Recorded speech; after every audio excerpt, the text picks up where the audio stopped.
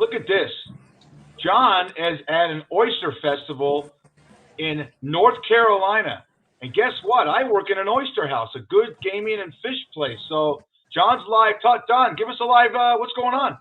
Hey, Fish, I got to tell you, oysters are flying all over the place here. I'm at the North Carolina Oyster Festival. We are in Ocean Isle Beach, North Carolina, and it was canceled last year because of COVID, but oh my God, you cannot believe how many people are here. It's barely noon here. It opened at 9 o'clock. This place is slammed. They're going to have it today and tomorrow. So if you're in the North Carolina area, there's great entertainment.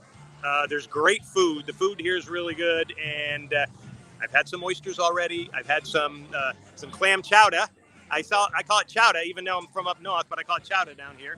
There's a ton of stuff for kids to do, and this is just a community out here finally just saying, I need to get out and do stuff. So it's a ton of fun. There's a couple of bars. There's a place called Pelican's Perch. You can actually go in there and watch some of the college games today. We got some good college games coming up today too, as well as tomorrow on the NFL docket, Fish. Well, let me ask you this about the oysters. Are there different tents with different kind of like people that have different ways to make oysters, like at Chuck's Tavern right here on North Durango, and the one we have over on Flamingo and Fort Apache?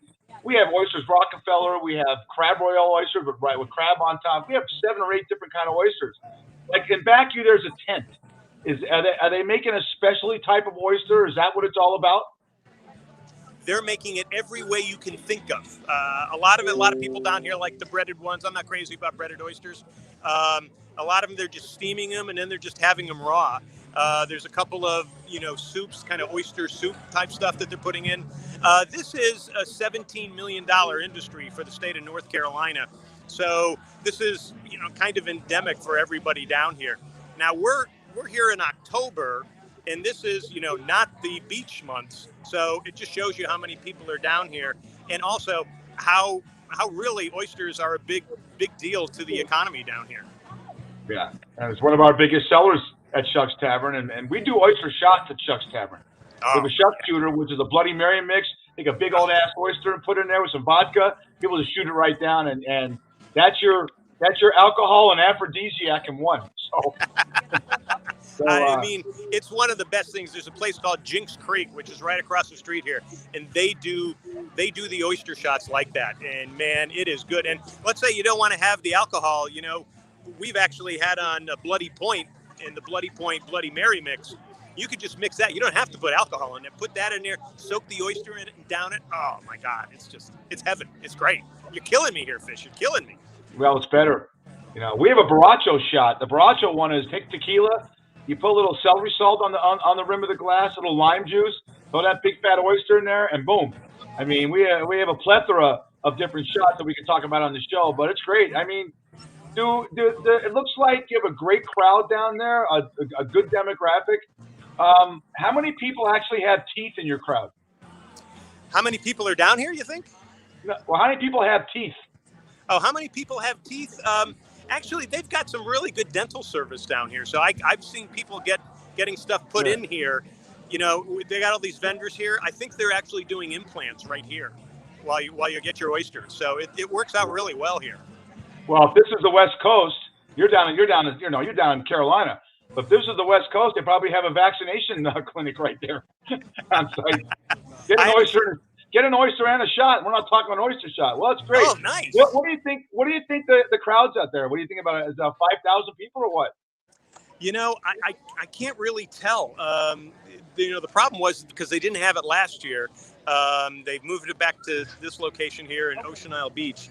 So there's a part of me that says, in me looking around, I got to think there's at least 3,000 or 4,000. And it's, this isn't the high time yet. The high time's going to be in the afternoon. And I think it's just slam packed here, and everybody's enjoying themselves. You can just tell everybody is just like, oh, so great to have this back, so great to be out here. So there's a lot of folks, and there's a lot of relief. And what was interesting too, Fish, and we've talked about this at the beginning of the football season. They were concerned that all these big gatherings at these big college football games would be spreader events. And the research just came out this week and said it really hasn't happened. So as long as you're outside, that's a good thing. And I think a lot of people here are, I don't see too many masks, but at the same time too, I think people seem to be being careful. Yeah. So if I went down there, because I'm interested in a pizza with an oyster on top, a little crab on top of the oyster. You think there's a tent that's doing that? I mean, you look like they're doing everything oyster driven down at this festival. I'm intrigued by it. I wish they had one on the West Coast, and they probably do, but not in the Las Vegas area that I'm aware of. But no, it's great. Yeah, no, they do that down around here. I haven't seen it yet here, but I've seen it before where they're very creative with oysters. And, oysters, no matter where you are, you get oysters shipped in. Oysters are kind of like wine. They taste specific to the region, to the rivers, to the sand that's there. So you're going to get a different tasting oyster here than you would in Louisiana or other places, or even up in further north in North Carolina here. So it's like wine. It's kind of like, you got to be kind of a sommelier of oysters, which you are already. I don't know about that. All right, buddy. Well, enjoy your time down there, and if you hit one of those vendors and you get a nice little shot of something, take a picture of it. We'll get it on the show this week. I definitely will, and you got to give me a pick. Is there a game today you're looking at? Yeah, the Dodgers in Atlanta. I mean, I'm still riding high over that 5-game series. We haven't talked about it yet, but I called it. You called the Giants to win, and I said the Dodgers are going to win. And yeah. Even though it's controversial, a win's a win. And I thought Gabe Kapler, the Giants manager, handled it with class and dignity on that check swing. So, no, college football-wise, I'm really into the baseball right now. I haven't looked at college football, to tell you the truth. I just got off shift. I just got off shift and dealt with a lot of strippers and crazy people. So I'm now I'm with you, Mr. Aphrodisiac. So let me get my specs together. So all I can say is go Red Sox. They got to tie it up tonight, or else that series could go back to Boston. They're 2 down. So it was a good game last night too, and I'll be really anxious to see the Braves and the Dodgers.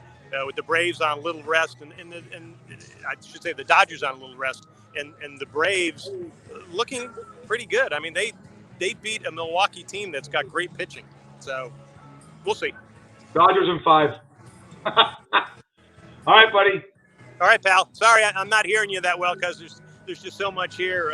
There's so much great music too. You don't need to hear me. I talk enough.